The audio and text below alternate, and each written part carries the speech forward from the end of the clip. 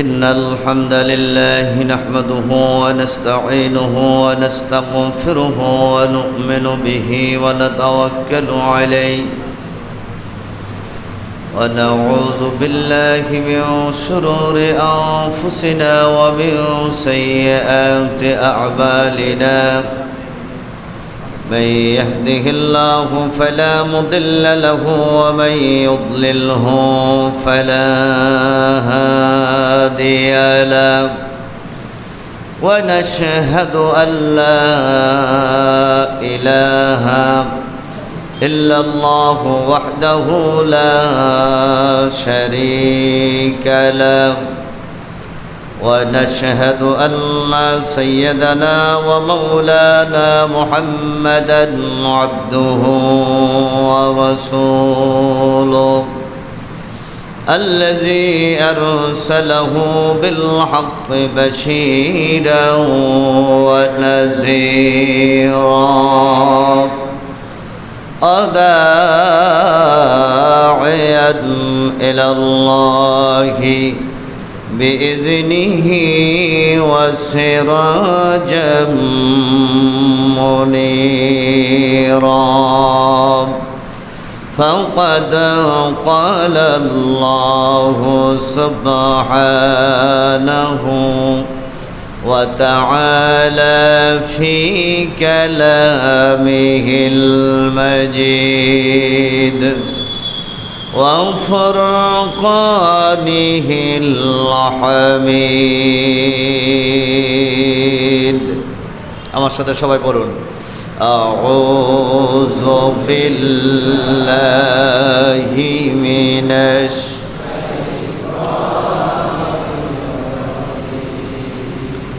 بسم الله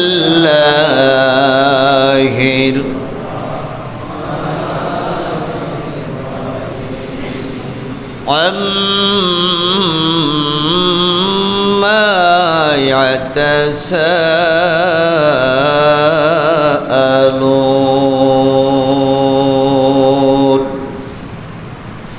عن النبأ العظيم الذي هم فيه مختلفون كلا سيعلمون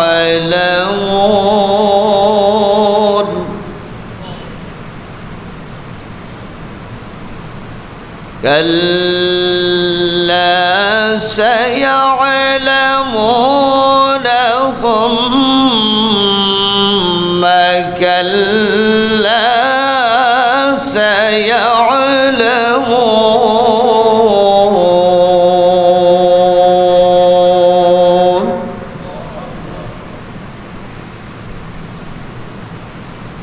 ألم نجعل الأرض مهادا والجبال أوتادا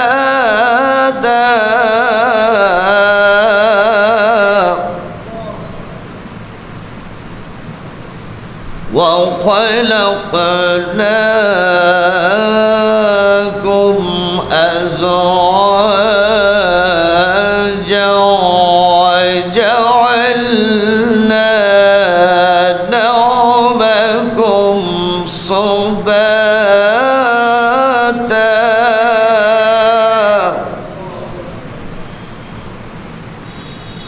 وجعلنا الليل لباسا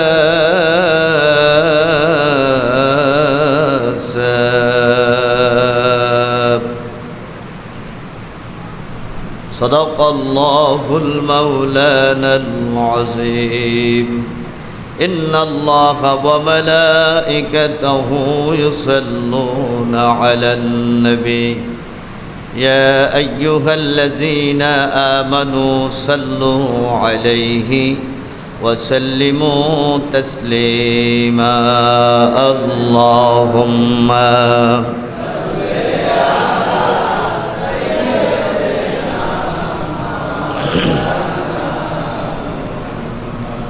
وعلى آل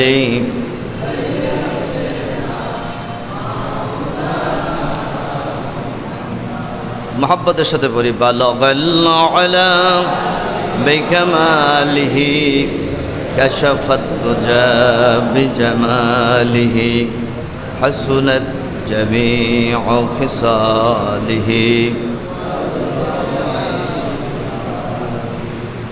মুনাজ্জাহুন আন শারীকিন ফি মাহাসিনিহি فجوهر الحسن فيه غير منقسم بلغ العلا بكماله كشف الدجى بجماله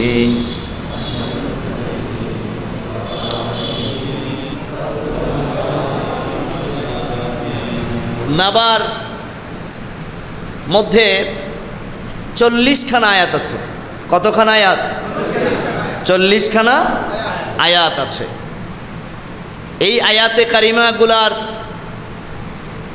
নাজিল হওয়ার যে কোনো তাফসিরের আগে, কোনো সূরা তাফসিরের আগে প্রথমে বলতে হবে এই সূরাখানা কেন নাজিল হলো।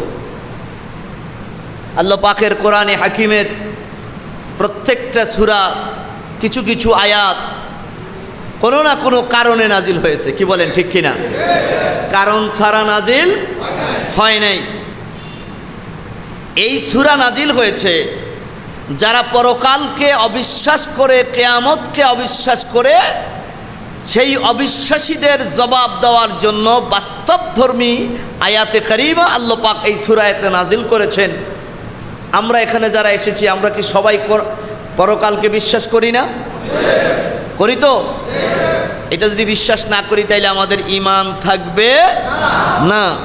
আমাদের এই পৃথিবীর পার্থিব জীবনের যত কাজ, সব কাজ সংগঠিত হয় পরকালকে কেন্দ্র করে। কি বলেন? এই যে আপনারা আজকে এখানে বসছেন, কি জন্য বসছেন বলেন? দুনিয়ায় কোনো টাকা পাবেন? দুনিয়ায় এর কোনো উজরত পাবেন? কি পাবেন? পরকালে পাবেন। আপনি এখানে আজকে এই কোরআনের মজলিসে বসার কারণে আপনাকে যেই আল্লাহর পক্ষ থেকে যেই হাদিয়াটা দেওয়া হবে সেটা কি আপনি দুনিয়ায় পাবেন না আখিরাতে পাবেন? তাইলে আমরা সেই বিশ্বাসটা করেই তো এখানে বসলাম যে আখিরাতে আমাদের, আখিরাত বলতে আমাদের একটা কিছু আছে। এই পৃথিবীতে কোটি কোটি শত কোটি মানুষ আছে যারা পরকালকে বিশ্বাস করে না। আছে কিনা বলেন? তারা পরকালকে কি করে না? কোরআনকে বিশ্বাস করে না, আল্লাহকে বিশ্বাস করে না। বলেন তো, যারা আল্লাহকে বিশ্বাস করে না তাদেরকে আমরা কি বলি? জবাব দেন, বলতে পারেন কি বলি? নাস্তিক। তারা কি? নাস্তিক। যারা আল্লাহকে বিশ্বাস করে না তারা কি? আর যারা আল্লাহকে বিশ্বাস করে তারা হলো আস্তিক। আমরা কি? আস্তিক। বাংলাদেশে নাস্তিক আছে কিনা? আসেনি? দেখবেন যারা মাঝে মাঝে এমন এমন কিছু কথা বলে পরিবেশ পাওয়ার কারণে, কি পাওয়ার কারণে? পরিবেশ উর্বর তাদের জন্য। এই নাস্তিকরা এমন কিছু কথা বলে যেটা তাদের যেই সংখ্যা আর তাদের যেই জনসমর্থন সেই তুলনায় তাদের এই কথা নিতান্তই বাংলাদেশে বেমানান। কথা বলেন ঠিক কিনা? এই নাস্তিকরা আল্লাহ, কোরআন, রাসূল, আলেম, ওলামা, মাদ্রাসা এদের নিয়ে যে সমস্ত মন্তব্য করে সেই মন্তব্যগুলা বাংলাদেশের এই 90% মুসলমানের দেশে তাদের কথাগুলা চলে না। কথা বলেন ঠিক কিনা? শুধুমাত্র পরিবেশের কারণে, পরিস্থিতির কারণে তারা কথা বলে সেরে যায়। আমার ভাইরা, কোরআনে কারীম যখন নাজিল হচ্ছে মুহাম্মদুর রাসূলুল্লাহ, তখন মক্কার কাফেরদের মধ্যে একটা বিরাট রকমের চিন্তা শুরু হয়ে গেল যে আমরা এতদিন ছিলাম কোন মতাদর্শে, আর আজকে এখন মুহাম্মদ, আমরা পড়ি সাল্লাল্লাহু আলাইহি ওয়াসাল্লাম, সে এসে যেই মতবাদ আমাদেরকে দিচ্ছে, বিশেষ করে কোরআনে কারীমের অনেক জায়গাতে পরকালকে বেশি পরিমাণ মর্যাদা দেওয়া হয়েছে বা সেই সম্পর্কে আলোচনা করা হয়েছে পরকালের উপরে। তখনই মক্কার কাফিররা প্রতিদিন একটা করে মজমা করত। আজকে আমরা যখন এখানে, আমাদের এটাও তো একটা মজমা, ঠিক না? কেন? রমজান আসছে, রমজান এই মাসে কোরআন নাজিল হয়েছে, এই মাসেই আমরা আল্লাহর কোরআনের অমীয় বাণীকে শুনব, এজন্য কোরআন শোনার জন্য এই মজমার আয়োজন করা হয়েছে। কি বলে, ঠিক না? কাফিররা আল্লাহর কোরআনের বিরোধিতা করার জন্য এরকম মজলিস করত, মজমা করত। তারা এই মজমা করে তারা মুহাম্মাদুর রাসূলুল্লাহ সাল্লাল্লাহু আলাইহি সাল্লামের কাছে সংবাদ পাঠাতো, তুমি যেই কিয়ামতের কথা বলো আমরা সেই কিয়ামতকে বিশ্বাস করি না। নাউজুবিল্লাহ পড়েন। আমার ভাইয়েরা, মক্কার কাফিররা বলতো কিয়ামত এটা কখনোই হওয়ার মতো নয়। যেই মানুষগুলা মরে মাটির সাথে মিশে গেছে, যার হাড্ডি মাংস সব নষ্ট হয়ে গেছে, হাড্ডিগুলা পুরান হয়ে পাউডারের মতো হয়ে গেছে, এই মানুষকে জীবিত করা, এই মানুষগুলাকে আবার পুনরায় আল্লাহর দরবারে কিয়ামত নামক পরকাল নামক জায়গাতে একত্রিত করা কারো পক্ষে সম্ভব না। চিৎকার দিয়ে কোন নাউজুবিল্লাহ। মুহাম্মাদুর রাসূলুল্লাহ সাল্লাল্লাহু আলাইহি ওয়াসাল্লামের কাছে বারবার তারা মেসেজ পাঠাতে লাগলো, মুহাম্মদ তুমি যেই কিয়ামতের ধারণা দাও, তুমি যেই পরকালের ধারণা দাও, তোমার পরকালের ধারণা মিথ্যা। তোমার কোরআনে যত জায়গাতে পরকালের কথা আছে সবগুলা মিথ্যা, এগুলো আমরা মানি না। আমার আল্লাহ রাব্বুল আলামিন সেই পরিপ্রেক্ষিতে কাফেরদের, এই নাস্তিক মুরতাদ মুশরিকদের জবাবে এই সূরা আল্লাহ পাক অবতীর্ণ করলেন। আল্লাহ প্রথমেই বললেন, আম্মা ইয়াতাসাআলুন। হে নবী, কাফেররা কি নিয়া আপনার কাছে প্রশ্ন করে, একজন আরেকজনকে জিজ্ঞাসা করে, কি নিয়া করে? আল্লাহ পাক আবার জবাব দিলেন, আনিন নাবাইল আযীম। তারা মহা সংবাদ অর্থাৎ কিয়ামত নিয়ে আপনার সাথে তারা আলোচনা করে। কি নিয়ে? কিয়ামত নিয়ে আলোচনা করে, কিয়ামতের ব্যাপারে তারা ইখতিলাফ করে, মতবিরোধ করে। আল্লাহ পাক বললেন, কাল্লা সায়ালামুন, নিঃসন্দেহে কিয়ামত হবেই হবে। কার কথা? এখন আল্লাহর কথা ঠিক না কাফেরদের ধারণা ঠিক? আপনারা জবাব দিন, কার কথা ঠিক? আল্লাহর কথা ঠিক। আমার ভাইরা, এই বিরোধিতাগুলা কিন্তু তাদের একমাত্র বিরোধিতা হচ্ছে আল্লাহ পাকের কোরআনে কারিমের বিরোধিতা করা। কি বলেন, ঠিক কিনা? মুহাম্মদ ইসলাম যেন কোরআনের কথা না বলে। আমার ভাইরা, আমাদের বর্তমানে এই যে আপনারা কোরআন এখানে বসে শুনতেছেন, এই জন্য শুকরিয়া আদায় করেন, আলহামদুলিল্লাহ কোন। এমন এক সময় বাংলাদেশে আসতে পারে এইভাবে বসে হয়তো কোরআনের কথা আপনি নাও শুনতে পারেন, ঠিক কিনা বলেন? এখনো তো বাংলাদেশের কোনো কোনো জায়গায় অনেক সময় তাফসিরুল কোরআন হতে দেয় না, ঠিক কিনা বলেন? তাফসীর মাহফিলের আয়োজন করা হয়, কিন্তু এই মাহফিলটাকে বন্ধ করে দেয় একদল মানুষ। আছে কিনা? ঠুনকো উজুহাতে আমার মতাদর্শের সাথে বলে না, এরকম হুজুর আসবে, এই জন্য ওই মাহফিলটাকে বন্ধ করার জন্য উদ্গ্রীব হয়ে যায়। কথা বলেন, ঠিক কিনা? এরকম করতে করতে এমন এক সময় আসবে হয়তো কোরআনে কারিমের এই সহি কথাগুলো আপনাদের মাঝে হয়তো নাও পৌঁছতে পারে, কিন্তু এখন পর্যন্ত আপনারা শুনতে পারতেছেন, এই জন্য আল্লাহর দরবারে শুকরিয়া আদায় করে পড়েন আলহামদুলিল্লাহ। খারাপ লাগছে আপনাদের কাছে? এই যে বসছেন এখানে, খারাপ লাগছে? মানুষ তো লাভ ছাড়া কাজ করে না, কি কন? এই যে বসে রইলেন, কি লাভ আপনার? তার চেয়ে ওই যে দোকান আছে ওখানে গিয়ে বসে থাকলে তো কথাবার্তা বলতেন, মানুষের সাথে একটু উন্মুক্ত বাতাস খেতেন। এই যে বসে রইলেন, লাভটা কি আপনার? হাদিস শরীফ বলছে, 1 ঘন্টা কেউ যদি আল্লাহর কোরআনের আলোচনা শোনার জন্য, দ্বীনি মাসালা শোনার জন্য কোনো মজলিসে বসে কয় ঘন্টা? 1 ঘন্টা। তার আমল নামাতে আল্লাহ পাক 1000 রাকাত নফল নামাজ, যেই নফল নামাজ কবুল হয়েছে এরকম 1000 রাকাত নফল নামাজের সওয়াব আল্লাহ তাকে দিয়ে দিবে। 1 ঘন্টায় কি 1000 রাকাত নামাজ পড়তে পারবেন? তারপরে উঠা বসা রুকু সেজদায় কষ্ট আছে না? কিন্তু আপনি আল্লাহর কোরআনের সাথে 1 ঘন্টা সময় লাগানোর জন্য আল্লাহ রাব্বুল আলামিন আপনার আমল নামাতে 1000 রাকাত নফল নামাজের সওয়াব আল্লাহ পাক আপনাকে দিয়ে দিচ্ছে। আল্লাহু আকবার। তাইলে এটা লাভ না? কি বলেন? হয়তো নগদ পাই না, হাতের কাছে নগদ দেখা যায় না, কিন্তু এটা একটা বড় ধরনের লাভ। আপনি 1 ঘন্টা এখানে বসলেন। আমার ভাইরা, আল্লাহ বললেন অবশ্যই কিয়ামত হবে, আর আমরা কি এটাতে একমত যে অবশ্যই কিয়ামত হবে? জি। আল্লাহ পাক এবার কিয়ামত যে তিনি করতে পারবেন, তিনি যে আমাদেরকে আবার পুনরায় সৃষ্টি করতে পারবেন, এই বিষয়ে পবিত্র কোরআনে কারীমের সূরা ইয়াসিনের মধ্যে আল্লাহ পাক বলেন, وَيَقُولُونَ مَتَى هَذَا الْوَعْدُ إِن كُنتُمْ صَادِقِينَ। আমার ভাইয়েরা, আল্লাহ পাক বলেন, হে নবী সাল্লাল্লাহু আলাইহি সাল্লাম, কাফেররা বারবার আপনাকে জ্বালাতন করে, মুহাম্মদ কিয়ামত কবে হবে, তারিখটা কবে, তুমি যে কিয়ামতের কথা বলো। আল্লাহ কি কিয়ামতের কোনো ডেট আমাদেরকে দিয়েছেন?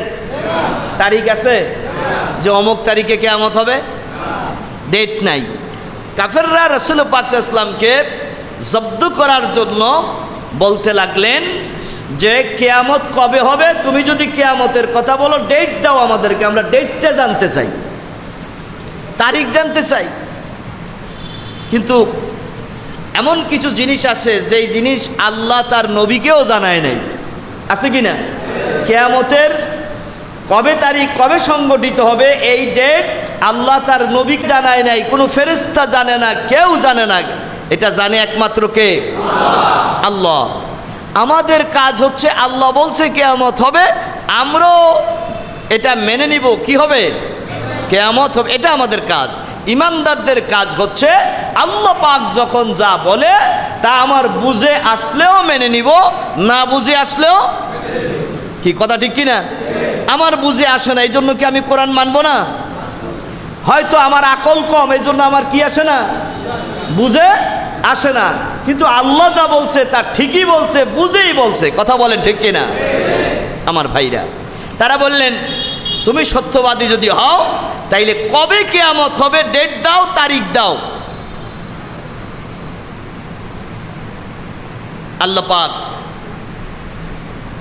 এবার বলেন যে আপনি তাদেরকে বলেন ডেটের দরকার নাই, তারিখের দরকার নাই, আমি পারবো কিনা এটা একটু ভাবো। পারবে কিনা? আল্লাহ পারবে।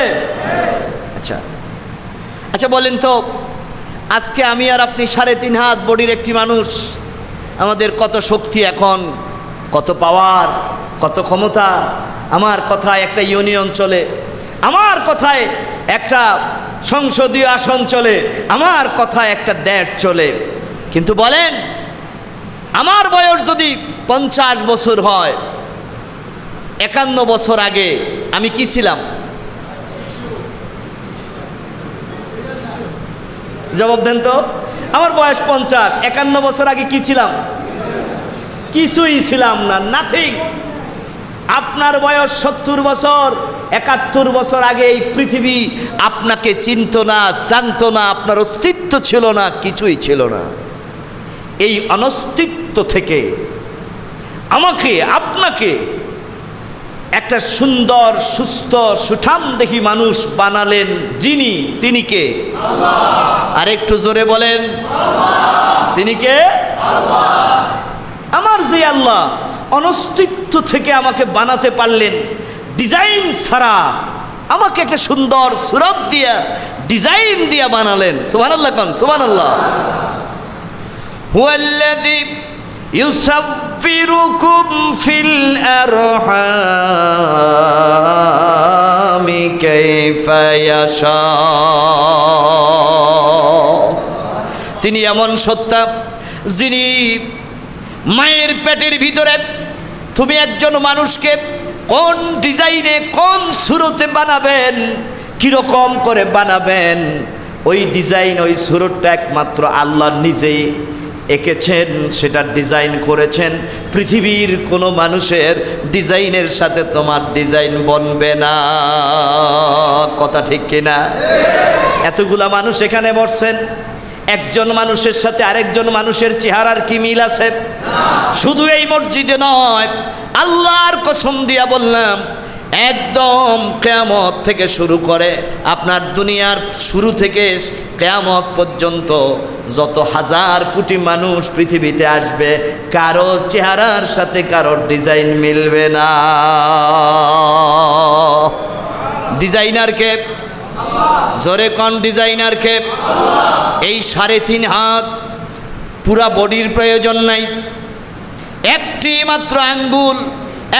মাত্র আঙ্গুল যেটাকে ইংরেজিতে বলা হয় ফিঙ্গার, এই আঙ্গুলের মাথার ভিতরে আল্লাহ রাব্বুল আলামিন এমন ডিজাইন দিয়েছেন। তামাম পৃথিবীতে বর্তমানে প্রায় 800 কোটি মানুষ আছে। এই ফিঙ্গারপ্রিন্ট প্রমাণ করে 800 কোটি মানুষকে আল্লাহ পাক আঙ্গুলের 1 ইঞ্চি আঙ্গুলের মাথাতে 800 কোটি ডিজাইন দিয়ে আল্লাহ পাক পাঠাইছে। চিৎকার দিয়ে কোন আল্লাহু আকবার। কারো আঙ্গুলের ডিজাইনের সাথে কারো মিলবে না। কথা বলেন ঠিক কিনা? কি মিলবে? যদি মিলতো তাইলে আপনি সিম নিবন্ধন করার সময় আপনাকে আইডেন্টিফাই করার জন্য হাতের যেই ছাপটা নেওয়া হয় এটা নেওয়া হতো না।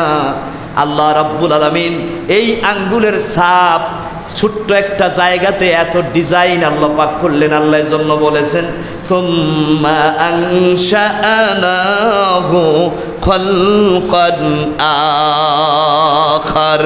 হে পৃথিবীর মানুষ, আমি আল্লাহ পাক তোমার মায়ের পেট থেকে ডিজাইন দিয়া, আকৃতি দিয়া, সুন্দর সুরত দিয়া তোমাকে ভিন্ন রূপে, ভিন্ন আঙ্গিকে, ভিন্ন সুরতে, ভিন্ন স্বভাবে দুনিয়াতে আমি আল্লাহ পাক তোমাকে এনেছি। আল্লাহু আকবার।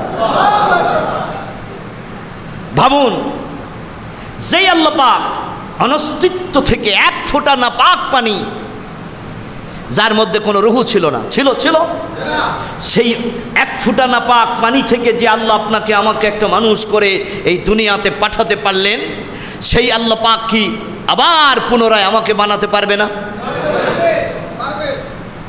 এটা তো একটা মানে কি বলে, অন্ধ মানুষও বলবে যে হ্যাঁ, যিনি একবার বানাতে পারেন তিনি বারবার বানাতে পারবে।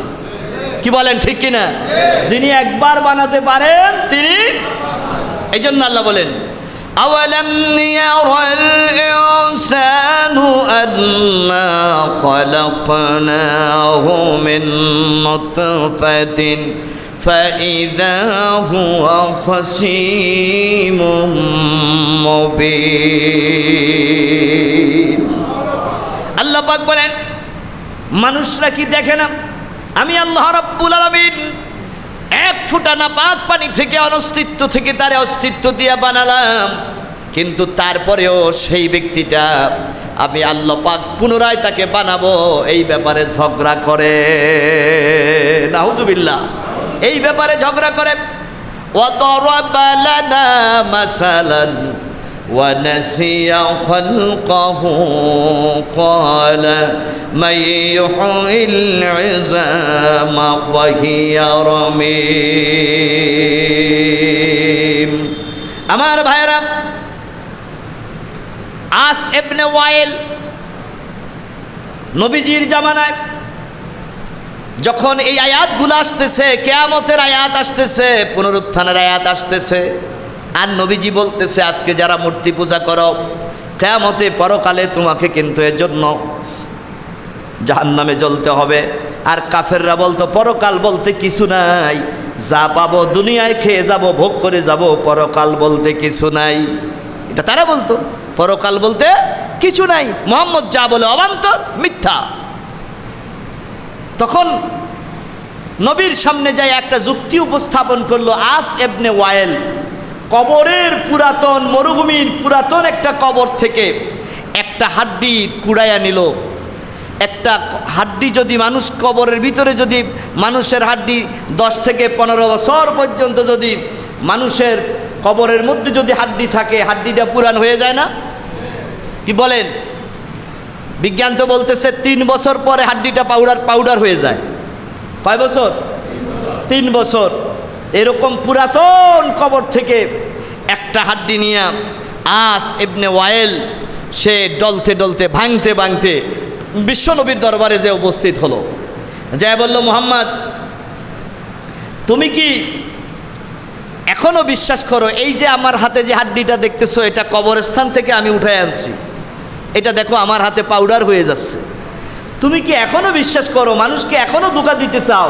নাউজুবিল্লাহ কর যে কিয়ামত হবে, তুমি কি এখনো বিশ্বাস করো? তোমার আল্লাহ কি এই হাড্ডিটা জীবিত করতে পারবে? এমন ক্ষমতা কি তোমার আল্লাহর আছে? সে বলতে লাগলো, এটা একেবারেই অসম্ভব। নবী পাক সাল্লাল্লাহু আলাইহি সাল্লাম যখন তার এই কথা যখন বিব্রত, আল্লাহ পাক তখন আয়াত নাজিল করে দিলেন। আল্লাহ বললেন, قُلْ يُحْيِيهَا الَّذِي أَنشَأَهَا أَوَّلَ مَرَّةٍ وَهُوَ بِكُلِّ خَلْقٍ عَلِيمٌ।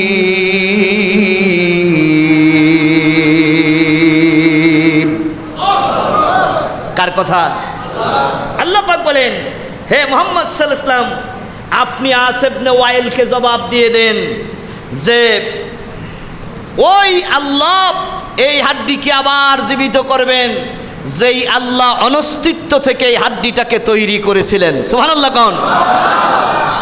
যেই আল্লাহ পাক অনস্তিত্ব থেকে এই হাড় গোশত মানুষ তৈরি করেছিলেন, সেই আল্লাহই আবার পুনরায় এগুলাকে একত্রিত করে এগুলাকে আবার জীবিত করবেন। আর হুয়া বিকুল্লি খালকিন আলিম, তিনি এমন সত্তা যিনি সৃষ্টি সম্পর্কে খুব ভালোই অবগত আছেন। কি বলেন, ঠিক না? আমাদেরকে কোন ডিজাইন দিয়ে বানালে ভালো হবে দেখেন তো। চোখটা আল্লাহ পাক কোন দিকে, কোনখানে দিছে? সামনে না পিছে? সামনে না? আল্লাহ ইচ্ছা করলে পিছে চোখ দিতে পারতো না? এটা কি ভালো হইতো? হ্যাঁ, ভালো হইতো না। আচ্ছা, নাকটা কোথায় দিছে? সামনে। কেন? নাকটা একটা সাইডে দিত, পিছনে দিত। নাকটা, মুখটা, চোখটা একসাথে দিল কেন? এই যে আল্লাহ বললেন যে তিনি হচ্ছেন বেকুল্লে খালকিন আলিম, তিনি সৃষ্টির ডিজাইন সম্পর্কে কোনটা ভালো তিনি ভালো বুঝেন। আচ্ছা, এইবার আমি আপনাদেরকে বলি, আল্লাহ এই ডিজাইনটা এইভাবে সৃষ্টি করলেন কেন? আমাদেরকে এত সুন্দর একটা সুরত দিয়ে বানালেন এবং একই জায়গাতে আমার চোখ, নাক, মুখ একসাথে দিয়ে দিলেন। এটা ভিন্ন ভিন্ন জায়গায় দিতেন। এই 3টা অঙ্গ একটার সাথে আরেকটা জড়িত। নাক, চোখ, মুখ একটার সাথে আরেকটা কি? এবার বুঝেন, আমরা যখন খাদ্য খাই, খানা খাই, আমার সামনে যখন খানার প্লেটটা হাজির হয়, এই খানাটা ভালো না মন্দ প্রথম জাস্টিফাই করে কে? বলেন তো। প্রথম জাস্টিফাই করে চোখ। চোখ তার কালার দেখে, চোখ দেখে যে এটা কালারটা কীরকম এবং এটার মধ্যে কোনো প্রকারের ডিস্টার্ব আছে কি না, এটা প্রথম জাস্টিফাই করে কে? চোখ। চোখ জাস্টিফাই করতে যাইয়া যদি মিস্টেক করে, ভুল করে, তখন এই খানাটা যখন আমার মুখের কাছে আসে তখন জাস্টিফাই করে কে? না, সে জাস্টিফাই করে যে এটার গন্ধ ঠিক আছে কিনা। আচ্ছা, এবার বলি, এই যে দ্বিতীয় চেক, নাক, এটা যদি পিছে হতো তাহলে আমার খাদ্যটা প্রথম চোখ দিয়া দেখার পরে দ্বিতীয়বার নিয়ে হাত দিয়া নাকের কাছে নিতে হতো যে নাক আগে টেস্ট করে দেখ এটা বাসি কিনা। তো এটা কি আমার কষ্ট হইতো না? হ্যাঁ। তো আল্লাহ পাক চিন্তা করলেন বান্দার যেন কষ্ট না হয়, নাকটা, চোখটা আর মুখটা এক জায়গায় দিয়ে দিই, কারণ আল্লাহ পাক যে উত্তম সৃষ্টিকর্তা ভাবতে হবে। নাক মিক্স করলো, নাকও তার গুণাগুণটা বুঝতে পারলো না। এরপরে আপনি খাদ্যটা মুখে দিলেন, দেওয়ার পরে আরেকটা যন্ত্র আছে এটাকে টেস্ট করে, সেটা কি বলেন না? হ্যাঁ, জিহ্বা। দেখছেন এই পুরা লাইনটার মধ্যে কিন্তু আল্লাহ পাক একত্রিতভাবে সবগুলা সিরিয়াল দিয়ে দিছে। এবার জিহ্বা দেখতেছে এটা টক, নষ্ট হয়ে গেছে, খাওয়া যাবে না, বাস মুখ থেকে ফেলে দেয়, পানি দিয়ে কুলি করে মুখ পরিষ্কার করে ফেলে, ঠিক না? আমার ভাইয়েরা, যেই অঙ্গটা যেখানে দেওয়া প্রয়োজন আল্লাহ রাব্বুল আলামিন ওই অঙ্গটা ওই জায়গায় দিয়া একটা মানুষকে আল্লাহ পাক তৈরি করেছেন। এজন্য তিনি দাবিদার, তিনি শ্রেষ্ঠ সৃষ্টিকারী, শ্রেষ্ঠ তৈরিকারী। সুবহানাল্লাহ। আমার ভাইয়েরা, আস ইবনে ওয়াইল বলল, মুহাম্মদ তোমার আল্লাহ তো কিয়ামতে আমাদেরকে জীবিত করতে পারবে না, এই ক্ষমতা তোমার আল্লাহর নাই। আমার নবীজি বলল, আজ জেনে রাখো আল্লাহ পাক তোমারে মৃত্যু দেবে, আবার তোমাকে কবর থেকে উঠাবে, হাসরের ময়দানে তুমি উঠবে এবং আল্লাহ পাক তোমাকে জাহান্নামের মধ্যে ঢুকাবে। এই দুনিয়ার ভিতরে নবীজির জবান থেকে একটা মানুষকে ডাইরেক্ট জাহান্নামী ঘোষণা করা হয়েছে, সে হলো পরকালকে অস্বীকারী আস ইবনে ওয়াইল। নবীজি যদি কাউরে বলে যে তুমি জাহান্নামী, তাইলে সেই লোকটা কি আর জান্নাতে যাওয়ার সম্ভাবনা আছে? সে আর কোনোদিন ঈমান গ্রহণ করবে এই সম্ভাবনা আছে? তাহলে আস ইবনে ওয়াইল নবী পাক সাল্লাল্লাহু আলাইহি ওয়াসাল্লামের সাথে বেয়াদবি করার কারণে আল্লাহ পাক তাকে চিরস্থায়ীভাবে আল্লাহ পাক তাকে জাহান্নামী বানিয়ে দিলেন নবীজির কথার মাধ্যমে। আমার ভাইরা, বর্তমান আধুনিক বিজ্ঞানও মেনে নিচ্ছে আমরা যেটাকে কিয়ামত বলি, বিজ্ঞান বলতেছে একটা মহাপ্রলয় পৃথিবীতে হবে। কি হবে? মহাপ্রলয় হবে। আজকে যারা আকাশ নিয়ে গবেষণা করে, আকাশের গ্রহ নক্ষত্র নিয়ে যারা গবেষণা করে, তাদেরকে বলা হয় জ্যোতির্বিজ্ঞানী। কি বলা হয়? জ্যোতির্বিজ্ঞানী বলা হয়। তারা আকাশের তারকা, গ্রহ নক্ষত্র নিয়ে তারা রিসার্চ করে। এই বিজ্ঞানীরা তারা বলতেছেন যে মহাকাশে সমস্ত তারকাগুলা নিজ নিজ কক্ষপথে তারা চলে, আর আল্লাহর কোরআনও বলছে আকাশের প্রত্যেকটা গ্রহ নক্ষত্র নিজ নিজ কক্ষপথে চলে। সুবহানাল্লাহ। কর বিজ্ঞানীদের গবেষণা আর আল্লাহর কোরআন এক হয়ে গেছে। অথচ এর আগে বিজ্ঞানীরা বলতো এই কোরআনের এই কথাগুলো মানতো না। বর্তমান মডার্ন সায়েন্স আল্লাহ পাকের কোরআনের প্রত্যেকটা আয়াতকে তারা রিসার্চ করে করে স্বীকার করে নিচ্ছে কোরআনের কথাগুলো সঠিক। সুবহানাল্লাহ। কোন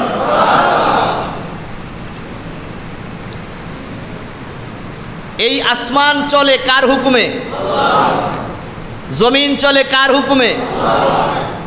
আমরা চলি কার হুকুমে?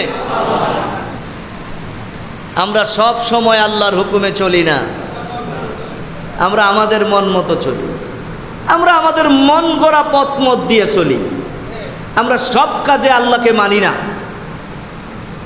কথাটা কি মিথ্যা বললাম? হ্যাঁ, মিথ্যা বলি নাই। এখানে বসছি কোরআনের মজলিসে, বলতেছি সব আল্লাহর হুকুম মতো চলবো। এখান থেকে বের হয়ে বাজারে গেলে আর আল্লাহর হুকুমের কথা আমাদের কি নাই? কথা বলেন। কিন্তু আসমান চলে আল্লাহর হুকুমে, জমিন চলে আল্লাহর হুকুমে। এই মহাশূন্যের ভিতরে আল্লাহ রাব্বুল আলামিন ট্রিলিয়ন বিলিয়ন ট্রিলিয়ন তারকা, গ্রহ নক্ষত্র আল্লাহ তৈরি করেছেন, যা গণনা করা সম্ভব না। এই সব কিছুর নিয়ন্ত্রণ করেন একজন, তিনি কে? আমার ভাইয়েরা, যেই গ্রহটাতে আমরা বসবাস করি, পৃথিবী। আমাদের মাথার উপরে যে বর্তমানে আলো দিচ্ছে একটা নক্ষত্র, তার নাম হচ্ছে সূর্য। এই সূর্যটা পৃথিবী থেকে 13 লক্ষ গুণ বড়। কত গুণ বড়? 13 লক্ষ গুণ বড়। এই সূর্যটাও কিন্তু কার কথা মানে? আল্লাহ পাক কোরআন শরীফে বলেন, ওয়াশ-শামসু তাজরি লিমুস্তাকাররিল লাহা যালিকা তাকদীরুল আজিজিল আলীম। আল্লাহ পাক বলেন, সূর্য আমি আল্লাহ তারে যেই নিয়ম বেঁধে দিয়েছি, তার কক্ষপথে ঘোরার জন্য তাকে আমি যেই নিয়ম দিয়েছি, সূর্যটা অক্ষরে অক্ষরে আমার হুকুম পালন করে। তুমি আমি ছোট্ট একটা মানুষ, আল্লাহর দৃষ্টিতে আমাদের পিঁপড়ার চাইতেও আমরা ছোট্ট। কথা বলেন ঠিক কিনা? এই ক্ষুদ্র একটা মানুষ আল্লাহরে সেজদা না করলে আল্লাহর কোনো অসুবিধা হবে না। আমার চেয়ে আপনার চেয়ে হাজার হাজার কোটি গুণ বড় বড় আল্লাহর মাখলুকাতগুলা 24 ঘন্টা আল্লাহরে সেজদা করে। আমি আর আপনি আল্লাহরে সেজদা না করলে আল্লাহর কোনো ক্ষতি হবে না, বরং আমি ধ্বংস হয়ে যাব।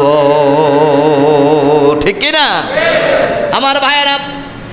এই আয়াতে মুফাসসিরিনে কেরাম হযরতে আব্দুল্লাহ ইবনে ওমর রাদিয়াল্লাহু তাআলা আনহু থেকে বর্ণনা,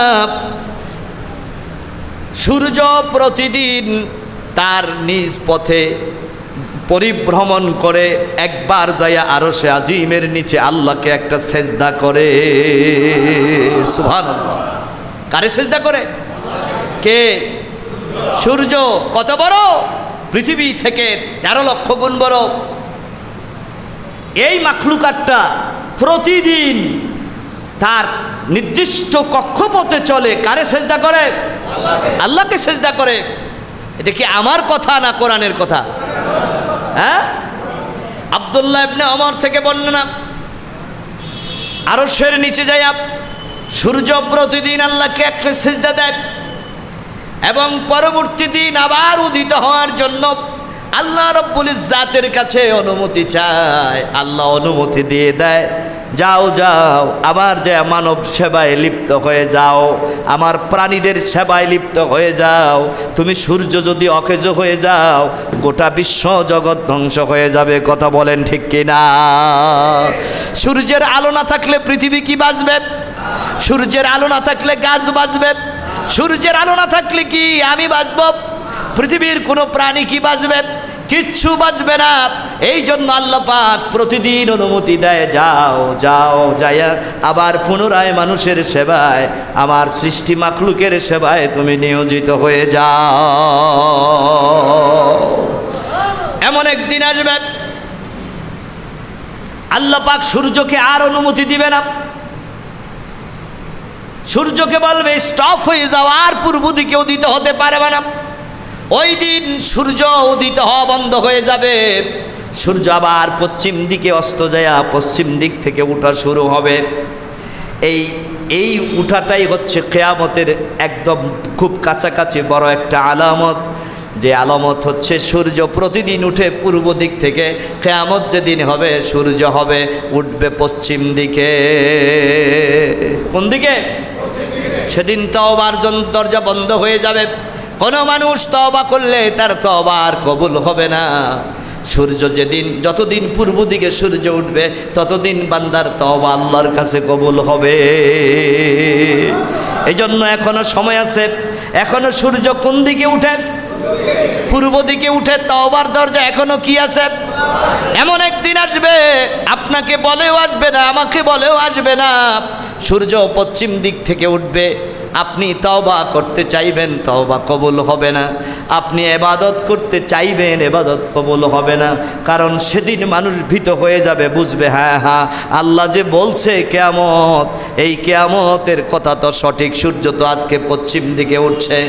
আজকে যারা কিয়ামত অস্বীকার করে, পৃথিবীর কাফের মুশরিক গোষ্ঠী, পৃথিবীর নাস্তিক মুরতাদেরা, সেদিন তারা মসজিদে এসে নামাজের পড়ার জন্য দাঁড়ায় যাবে, কিন্তু তার সেই নামাজ পশ্চিমে সূর্য উঠলে নামাজ কবুল হবে না। পশ্চিমে সূর্য উঠলে তওবা কবুল হবে না। একটু জিকির করে লা ইলাহা ইল্লাল্লাহ, লা ইলাহা ইল্লাল্লাহ, লা ইলাহা ইল্লাল্লাহ, লা ইলাহা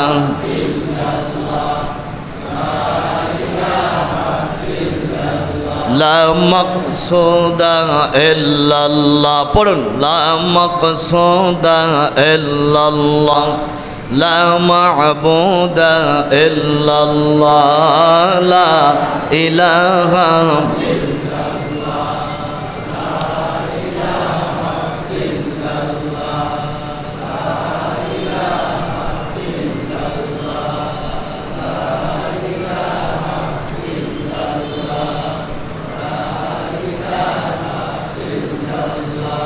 লা ইলাহা ইল্লাল্লাহু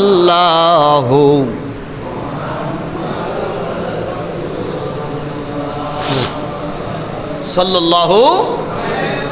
আমার ভাইরা, তাইলে আমরা যেই কনসেপ্ট নিয়ে কথা বলছি, কনসেপ্টটা হচ্ছে কি? কিয়ামত, পরকাল, তাই না? বিজ্ঞানীরা বলতেছে কিয়ামত বলে না, তারাও আরেকটা বলে। তারা বলেন এই পৃথিবীতে বিগ রিপ নামক একটা থিওরি সংগঠিত হবে। বিগ রিপ বলেন, এই যুবক ভাইরা নাম বলেন, নামটা কি? বিগ রিপ। বড় ধরনের একটা প্রতিক্রিয়া, মহাকাশে বড় ধরনের একটা প্রতিক্রিয়ার সৃষ্টি হবে। এটা কারা বলে? বিজ্ঞানীরা। আমরা বলি কি হবে? কিয়ামত। কারণ পৃথিবীর অধিকাংশ বিজ্ঞানী নাস্তিক, অধিকাংশ বিজ্ঞানী আল্লাহকে স্বীকার করে না, ঠিক কি না? অধিকাংশ বিজ্ঞানী আল্লাহকে মানে না। তবে হ্যাঁ, বিজ্ঞানীরা বিজ্ঞান নিয়ে রিসার্চ করতে করতে করতে করতে এমন এক স্তরে চলে যায়, তখন যাইয়া বুঝে হ্যাঁ আল্লাহ ছাড়া আর কোনো গতি নাই। আল্লাহু আকবার বলেন। পৃথিবীর এরকম লক্ষ লক্ষ বিজ্ঞানী আছে যারা আল্লাহর কোরআন রিসার্চ করে মুসলমান হয়ে গেছে। সুবহানাল্লাহ কোন? আল্লাহর কোরআনের আয়াত রিসার্চ করে করে তারা মুসলমান হয়ে গেছে। বিজ্ঞানীরা বলেন মহাকাশ নিয়ে গবেষণা করতে করতে করতে করতে তারা দেখতেছে যে প্রতিদিন একটা নক্ষত্র থেকে আরেকটা নক্ষত্র একটু দূরে সরে যায়। কোথায় যায়? আজকে একটা নক্ষত্র থেকে আরেকটা নক্ষত্রের যেই দূরত্ব আছে, কালকে দেখা যায় তার থেকে ওই নক্ষত্রটা আরেকটু দূরে সরে গেছে। এইভাবে প্রতিদিন একটা থেকে আরেকটা নক্ষত্র দূরে চলে যাচ্ছে। তারা ধারণা করতেছে এই নক্ষত্রকে একটা থেকে আরেকটা দূরত্বে নিয়ে যাওয়ার পিছনে একটা অদৃশ্য শক্তি আছে মহাকাশে। কি আছে? অদৃশ্য শক্তি। আসলে সেই অদৃশ্য শক্তিটাকে আপনারা বলেন তো, জোরে বলেন না, জোরে বলেন। এই কথা বলার ক্ষমতা কে দিছে? কে? তো এটা জমা রাখেন কেন? আল্লাহর তো জোরে বলবেন আওয়াজ দিয়ে, আল্লাহ। আল্লাহর আওয়াজটা কি জোরে হবে না? এই হক আদায় করবেন কোথায়? এখন তো সময় আছে, আল্লাহরে ডাকেন না। আল্লাহ বললে চুপ চুপ করে বসে থাকেন। এমন এক সময় আসবে আপনি আল্লাহ বলে ডাক দিতে চাইবেন, আল্লাহকে ডাকতে পারবেন না, পারবেন না। আমি অনেক দেখেছি এরকম মুমূর্ষ রোগী কিছু বলতে চায় আত্মীয় স্বজনের কাছে, কিন্তু বলতে পারে না। আপনারা কি এমন দেখেন নাই ভাই? বলতে চায় কিন্তু বলতে পারে না। হাত দিয়ে বারবার টানতে চায়, আসো কিছু বলবো, কাছে গেলে কিছুই বলতে পারে না। ইশারা করে কাগজ কলম দাও, কিছু লিখে যাব, লিখতে পারে না। কারণ এই মুহূর্তটা তার জন্য অত্যন্ত ক্রিটিক্যাল, খুবই কষ্টদায়ক মুহূর্ত। এই সময়টাতে সে বলতেও পারে না, লিখতেও পারে না। আমার কি এমন একটা দিন আসতে পারে না? আপনার পারে না? এই জন্য আল্লাহকে আল্লাহ বলে ডাক দিতে কেউ কার্পণ্য করবেন না। যতক্ষণ জবান আছে ততক্ষণ পর্যন্ত আল্লাহকে সর্বোচ্চ আওয়াজ দিয়া ডাক দিবেন। একটা আওয়াজ দেন, আল্লাহ, মাশাআল্লাহ। আপনার এই ডাক আরশে আজিম পর্যন্ত পৌঁছে যাবে ইনশাআল্লাহ। বিজ্ঞানীরা বললেন একটা অদৃশ্য শক্তি একটা গ্রহ থেকে আরেকটা গ্রহকে, একটা নক্ষত্র থেকে আরেকটা নক্ষত্রকে দূরে নিয়ে যায়। বিজ্ঞানীরা এই অজানা শক্তিটার নাম দিয়েছে ডার্ক এনার্জি। কি নাম? Dark energy. আমরা নাম দিছি কি? আমরা কই কি? এই শক্তিটাকে, একটাকে না বললাম, শক্তিটাকে দেখেন ওরা কত ঘাউরা, আল্লাহ বলে না, বলে এই শক্তিটা হচ্ছে কি? ডার্ক এনার্জি নাম দিছে। আমরা বলি ভাই ডার্ক এনার্জি বলে টলে অন্যদিকে যাইও না, উনি আল্লাহ। আল্লাহু আকবার। উনি কে? যিনি একটা গ্রহ থেকে, একটা নক্ষত্র একটা গ্রহ থেকে দূরে দূরে নিয়ে যায়, দৈনিক দূরে দূরে যায়। বিজ্ঞানীরা বললেন এই ডার্ক এনার্জির প্রভাব এতটা বাড়বে যার ফলে গ্যালাক্সির ভিতরে থাকা গ্রহ নক্ষত্রগুলা তাদের মহাকর্ষীয় বলয়ের প্রভাব থেকে বেরিয়ে অনেক দূরে চলে যাবে এবং সেখানে যে তারা টুকরা টুকরা টুকরা হয়ে যাবে, চূর্ণ বিচূর্ণ হয়ে যাবে, ছিন্ন ভিন্ন হয়ে যাবে, আকাশ চূর্ণ বিচূর্ণ হয়ে যাবে। ওই মহাশূন্যের সমস্ত সূর্য, গ্রহ, নক্ষত্র, তারকা সব যদি ভেঙ্গে চুরে চুরমার হয়ে যায়, আর কিছু কি থাকবে? কথা বলেন, থাকবে? সব কি হয়ে যাবে? এটা কয় কারা? বিজ্ঞানীরা। কারা বলে? বিজ্ঞানীরা বলে সব কি হয়ে যাবে? চূর্ণ বিচূর্ণ, টুকরা টুকরা হয়ে যাবে। এটাকে তারা দিয়েছেন বিগ রিপ থিওরি। আমরা বলি ভাই এটার নামই কিয়ামত। এটার নাম কি? তাইলে বোঝা গেল বর্তমান পৃথিবীর বিজ্ঞানীরাও কিয়ামতকে স্বীকার করে। কথা বলেন ঠিক কি না? যে যেমনেই হোক তারাও মানে এই পৃথিবী একদিন কি হবে? ধ্বংস হবে। আল্লাহর কোরআনও বলে হ্যাঁ তোমরা যেই থিওরি দিছো তোমাদের থিওরি ঠিক। আমার রাসূল সাল্লাল্লাহু আলাইহি ওয়াসাল্লাম আজ থেকে ১৫০০ বছর আগে আসছেন, যখন এত বিজ্ঞান চর্চা ছিল না, যখন এত জ্ঞান বিজ্ঞানের উৎকর্ষ ছিল না, সে সময় নবীজির কোরআনে আল্লাহ পাক আজকের বিজ্ঞানীদের এই রেজাল্ট ১৫০০ বছর আগে আল্লাহ দিয়ে দিছে। আল্লাহু আকবার কোন? আল্লাহ বলেন وَإِذَا السَّمَاءُ انشَقَّتْ وَأَذِنَتْ لِرَبِّهَا وَحُقَّتْ। সূরা আল ইনশিকাক ১ থেকে ২ নম্বর আয়াত।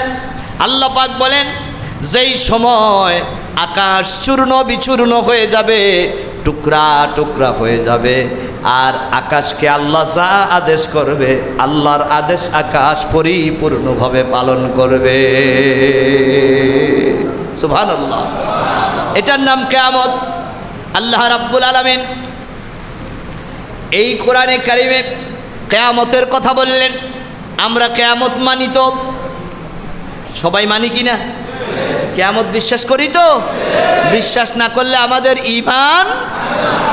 আমার ভাইয়ারা, আল্লাহ পাকের পরে বলেন আলাম নাজআলিল আরদা মিহাদাও ওয়াল জিবালা আওতাদা। ও পৃথিবীর মানুষ, স্মরণ করো আমার নিয়ামতের কথা। আমি আল্লাহ পাক কি তোমাকে এই জমিন তোমার জন্য বিছানা বানাই নাই? আল্লাহ কি জমিন আমাদেরকে বিছানা বানায় দেয় নাই? দিছে তো। এই জমিনটাকে সমতল বানায় আল্লাহ আমাদের বিছানার মতো বানায় দিয়েছেন। জমিনের যথায় মন চায় আমি বিছানা পেতে আল্লাহর জমিনে শুতে পারি, ঠিক কিনা? জমিন সমতল বানাইছে কে? হ্যাঁ, কোরআন শরীফে আল্লাহ বলেন, আল্লাহ প্রশ্ন করলেন, এ মানুষ জবাব দাও, আলাম নাজআলিল আরদা মিহাদা ওয়াল জিবালা আওতাদা। এই পৃথিবীর ভারসাম্য রক্ষার জন্য আমি আল্লাহ পাক পৃথিবীর ভিতরে জায়গায় জায়গায় পাথর পাহাড় দিয়া দিয়া পাহাড় বসায়া বসায়া জমিনটাকে আমি আল্লাহ পাক স্থির রাখছি। সুবহানাল্লাহ। পৃথিবীর বিভিন্ন জায়গাতে আমি পাহাড় দিয়েছি যাতে জমিন নড়াচড়া করে একদিকে হেলে না যায়। জমিনের ভারসাম্য রক্ষার জন্য আমি আল্লাহ পাক পাহাড় দিয়া দিয়া জমিনকে আমি আল্লাহ পাক স্থির রেখেছি। আর ওয়াখালাকনাকুম আযওয়াজা, ও মানুষ আমি তোমাদেরকে জোড়ায় জোড়ায় তৈরি করেছি, পুরুষ বানাইছি নারী বানাইছি। আল্লাহু আকবার কোন। যদি নারীরাই পৃথিবীতে আল্লাহ নারী না বানাইতো, পুরুষের জীবনের কোনো সার্থকতা ছিল না। কি বলেন ঠিক কিনা? ছিল ভাই, ছিল।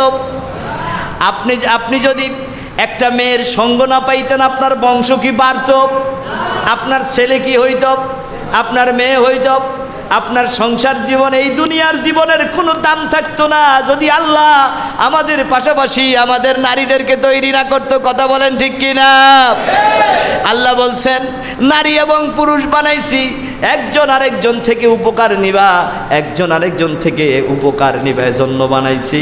আল্লাহ পাক বিধান দিয়েছেন একটা পুরুষ একটা নারীকে বিয়ে করবে। ঠিক কিনা? ঠিক কিনা? একটা পুরুষ একটা নারীকে বিয়ে করবে। কিন্তু আল্লাহ রাব্বুল আলামিন কখনোই অনুমতি দেয় নাই পুরুষ পুরুষকে বিয়ে করবে, নারী নারীকে বিয়ে করবে, এমন অনুমতি কি আল্লাহ দিছে? দিছে? আজকে পৃথিবীর মানুষ কত কুরুচিপূর্ণ মানুষ। পৃথিবীতে আজকে এমন দেশও আছে যেই দেশের পার্লামেন্টে আইন করা হয়েছে পুরুষ পুরুষকে বিয়ে করতে পারবে। এত আসতে বললেন। মেয়ে মেয়েকে বিয়ে করতে পারবে। এটার নাম হচ্ছে সমকামিতা। এটার নাম কি? সমকামিতা। আচ্ছা বলেন তো ভাই, নারী নারীরে বিয়ে করবে, করবে এটা কি? ছেলে মেয়ে হবে? মেয়ে মেয়েকে বিয়ে করলে ছেলে মেয়ে তৈরি হবে? হবে না। আবার ছেলে ছেলেকে বিয়ে করলে কি ছেলে আপনার সন্তানাদি হবে? এটা কেমন ধরনের আইন? এই পৃথিবীর ভিতরে সর্বপ্রথম সমকামিতার সূত্রপাত হয়েছিল ইব্রাহিম আলাইহিস সালাতু ওয়াস সালামের ভাতিজা লূত আলাইহিস সালাতু ওয়াস সালামের আমল থেকে। লূত আলাইহিস সালামের জামানাতে লূত আলাইহিস সালাতু ওয়াস সালামের কওমেরা পুরুষ পুরুষকে বিয়ে করত, নারী নারীকে বিয়ে করত। চিৎকার দিয়ে কর নাউজুবিল্লাহ। আমার রব্বুল আলামিন এত রাগ হলেন যে আমি বিধান দিয়েছি পুরুষ নারীকে বিয়ে করবে, নারী পুরুষকে বিয়ে করবে, আর এরা আমার বিধানের বাইরে চলে গেছে। এই জন্য আল্লাহ রাব্বুল আলামিন এত রাগ হয়েছেন, তাদের উপরে আযাব দেওয়ার চেষ্টা আল্লাহ পাক ইরাদা করলেন। আল্লাহ লূত আলাইহিস সালামকে বললেন, লূত তুমি তোমার কওম থেকে বেরিয়ে যাও, আমি আল্লাহ পাক এদের উপরে আযাব দেব। আমি আযাব রেডি করেছি, আমি তাদের উপরে আকাশ থেকে পাথর বর্ষণ করে জাতিকে ধ্বংস করে দেব। আকাশ থেকে আল্লাহ আমাদের জন্য নামায় রহমতের বৃষ্টি। কথা বলেন ঠিক কিনা? আকাশ থেকে আমাদের কাছে কি আসে? রহমতের বৃষ্টি। হুয়াল্লাযী আনজালা আলাইকুম মিনাস সামাই মা।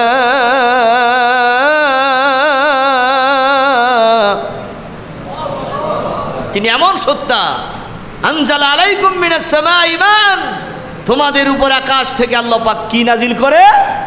বৃষ্টি নাজিল করে। আর লূত আলাইহিস সালামের জাতি সমকামিতায় লিপ্ত হওয়ার কারণে আল্লাহ বললেন তাদের উপরে বৃষ্টির পরিবর্তে কি আসবে? পাথর। এবং প্রত্যেকটা পাথরকে, পাথরের গায়ে আলাদা আলাদা প্রত্যেকটা সমকামী ব্যক্তির নাম লেখা থাকবে। এক একজনের জন্য এক একটা পাথর বরাদ্দ আলাদা আলাদা। যার নামে যেই পাথর, ওই পাথর তারে মারবে। বুঝেন নাই কথা? এবং এটার অ্যাটমিক পাওয়ার এই পাথরটা আপনার মাথায় আঘাত করলে বা শরীরের দেহের কোনো জায়গায় আঘাত করলে পুরাটা দেহ মমের মতো গলে যাবে। এই পাওয়ার দিছে পাথরে রেখে সেই আল্লাহ বর্তমানে আছে কিনা? আসেনি? দেখেন আমাদের দেশেও কিন্তু এখন কিছু কিছু ঘটনা ঘটে যাচ্ছে, কি বলেন ঠিক কিনা? এই তো কয়েকদিন আগের আলোচিত ঘটনা, আপনাদের নোয়াখালীর বিলকিস আর টাঙ্গাইলের ছিল কে? আখি। কি যুবক ভাইরা নাম জানো না? হ্যাঁ, হঠাৎ একদিন ঘুম থেকে উঠে একটা শিরোনাম দেখলাম যে নোয়াখালীর বিলকিস আখির টানে টাঙ্গাইল। কি ব্যাপার? তালাশ করতে করতে জানতে পারলাম একজন আরেকজনকে ভালোবাসছে, বিয়ে করবে বলে প্রতিশ্রুতি দিয়েছে, এরকম করে তারা এই মেয়েটা নোয়াখালী থেকে পালায়া টাঙ্গাইল চলে গেছে। মেয়েকে বিয়ে করবে, দুজন রাজি। এখন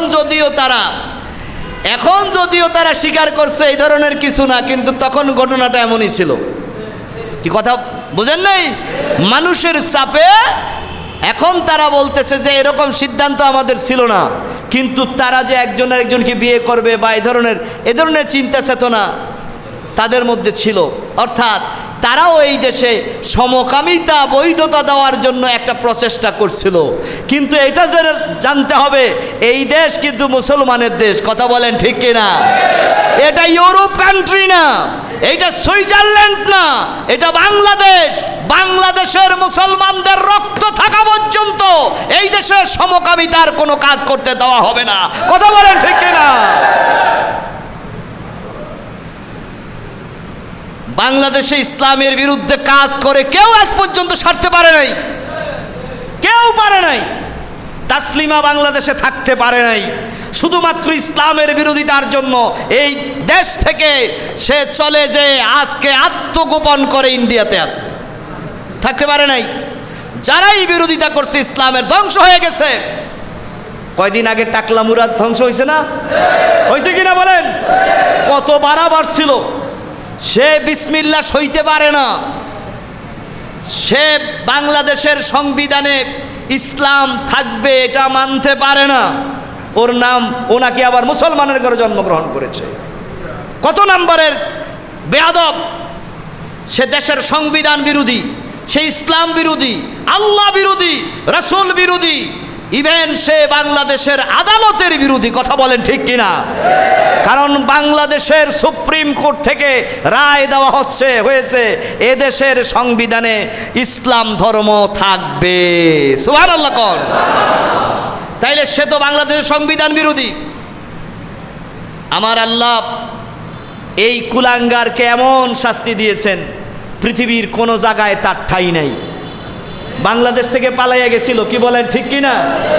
এই পৃথিবীর 1 ইঞ্চি মাটি তাকে জায়গা দেয় নাই। বাংলাদেশের এত প্রভাবশালী একজন প্রতিমন্ত্রী, তার জায়গা হয় নাই পৃথিবীর কোনো দেশে। কি কারণে? আল্লাহর বিরোধিতা করার কারণে, ইসলামের বিরোধিতা করার কারণে, শরীয়তের বিরোধিতা করার কারণে। কথা বলেন ঠিক কিনা? অতএব বাংলাদেশের মুসলমানরা আজও সদা জাগ্রত, ঠিক কিনা বলেন? আমাদের এই দেশ, আমাদের ঘুম ভাঙ্গে আল্লাহু আকবার ধ্বনিতে, ঠিক কিনা বলেন? আমাদের ঘুম ভাঙ্গে কি ধ্বনিতে? মসজিদের মুয়াজ্জিন যখন মিম্বারে আল্লাহু আকবার বলে, আল্লাহু আকবারের ডাক দিয়ে আমাদের ঘুম ভাঙ্গে। আবার আল্লাহু আকবার ধ্বনিতে আমাদের ঘুম আসে। কথা বলেন ঠিক কিনা? আমাদের দিন শেষ হয়। অতএব যে দেশে আল্লাহু আকবারের ধ্বনিতে ঘুম ভাঙ্গে যে দেশের মানুষের, সেই দেশে অনইসলামিক কাজ হতে পারে না, আমরা হতে দেব না। কি বলেন ঠিক কিনা? এই লূত আলাইহিস সালামের জাতিকে আল্লাহ ধ্বংস করে দিয়েছেন শুধু সমকামিতার কারণে। ইভেন একটা অত্যন্ত জরুরি কথা, একটা লোক এই লূত আলাইহিস সালামের এলাকা থেকে হজ করতে গিয়েছিল। কোথায় গিয়েছিল? হজ করতে। এই লোকটার জন্য একটা পাথর বরাদ্দ ছিল। বলবেন হুজুর লোকটা তো হজ করতে গেছে, তো তার জন্য পাথর বরাদ্দ হবে কেন? জেনে রাখেন, যেই সমাজে গোমরাহি চলে, যেই সমাজে আল্লাহ বিরোধী কাজ চলে, ওই সমাজের ভালো মানুষগুলা যদি শুধু নিজেদের ইবাদত নিয়েই থাকে, ওই খারাপ কাজগুলাকে বাধা না দেয়, তাহলে যারা ইবাদত করে তারাও ওই খারাপদের কাতারের মধ্যে চলে যায়। কথা বলেন, তাদের এই ইবাদতের কোনো মূল্য আল্লাহর কাছে নাই। আমি যতক্ষণ পর্যন্ত অন্যায় কাজের বাধা না দিব ততক্ষণ পর্যন্ত আমার ইবাদত কাজে লাগবে না। মনে রাখবেন, আপনি মনে করবেন না আপনি হজ করলে আর নামাজ পড়লে আপনি জান্নাতে চলে যাবেন, আর আপনার সন্তানরা সমাজের যত আকাম কুকাম আছে সব আপনার সন্তানরা করবে, আপনার কিচ্ছু হবে না। আপনার সমাজে যত অন্যায় অবিচার চলবে, আর আপনি এসে পাগড়ি বেঁধে মসজিদে নামাজ পড়ে জান্নাতে চলে যাবেন, এত সহজ না। লূত আলাইহিস সালামের কওমের ওই লোকটা হজ করতে গিয়েছে, কিন্তু তার সমাজে যে সমকামী মানুষ ছিল, পুরুষকে বিয়ে করে জেনা লওয়াতাতে লিপ্ত ছিল, সে বাধা দেয় নাই। এই জন্য আল্লাহ বলছে তোর ইবাদত ক্যান্সেল, তোর হজ ক্যান্সেল, সব ক্যান্সেল। তোর জন্য আমি আম গজব যখন শুরু হয়েছে, তোর জন্য আমি পাথর একটা রেখে দিলাম। আম গজব যখন শুরু হয়, সেই সময় কি বেছে বেছে শুধু গুনাহগারদের উপরেই হয় না ভালো মানুষের উপরও হয়? কথা কন, হ্যাঁ? তুফান যখন আসে তখন কি শুধুমাত্র এলাকার বেনমাজির ঘর ভাঙ্গে না নামাজির ঘরও ভাঙ্গে? নামাজিরটা ভাঙ্গে কি না? হ্যাঁ, না নদীয়ে যখন ভাঙ্গে তখন মসজিদ নদীয়ে ভাঙ্গে কি না? মাদ্রাসা ভাঙ্গে কি না? এটা আম আযাব, আম গজব, এখান থেকে কেউ নিষ্কৃতি পাবে না। আমার ভাইরা, ওই লোকটা হজ করতেছে, পাথরটা যেহেতু কাবা শরীফের মধ্যে কাউকে হত্যা করা নিষেধ, এই জন্য পাথরটা কাবার দরজায় যাইয়া লটকাইয়া ছিল। 40 দিন লোকটা ওখানে হজের কার্যক্রমে লিপ্ত ছিল। হেরেম থেকে বের হওয়ার পরে হেরেমের দরজায় ওই পাথরটা তাকে আক্রমণ করে ওখানেই তাকে মেরে ফেলেছে। নাউজুবিল্লাহি মিন যালিক। তাইলে এই লাওয়াতাত অথবা এই সমকামিতা, এটা একটা বড় ধরনের মহামারী। আল্লাহ আমাদের এই দেশকে হেফাজত করুক, বলেন আমিন। আল্লাহ আমাদের সকলের উপরে রহমত নাজিল করুক, বলেন আমিন। আমার ভাইরা, এই যে তাফসিরে এসেছেন, আপনাদের কাছে সত্যি কথা বলবেন ভালো লাগে কিনা? যতক্ষণ বসলাম ততক্ষণ আর কোনো কিছুর খবর নাই, কি বলেন, ঠিক কিনা? ইনশাআল্লাহুল আজিজ আগামীকাল থেকে আপনারা দাওয়াত দিয়ে আরও মানুষ বাড়াতে পারবেন তো ইনশাআল্লাহ? ইনশাআল্লাহ যদি আপনারা সহযোগিতা করেন আর আল্লাহ যদি সাহায্য করে, তাইলে ইনশাআল্লাহুল আজিজ প্রতিদিন চেষ্টা করব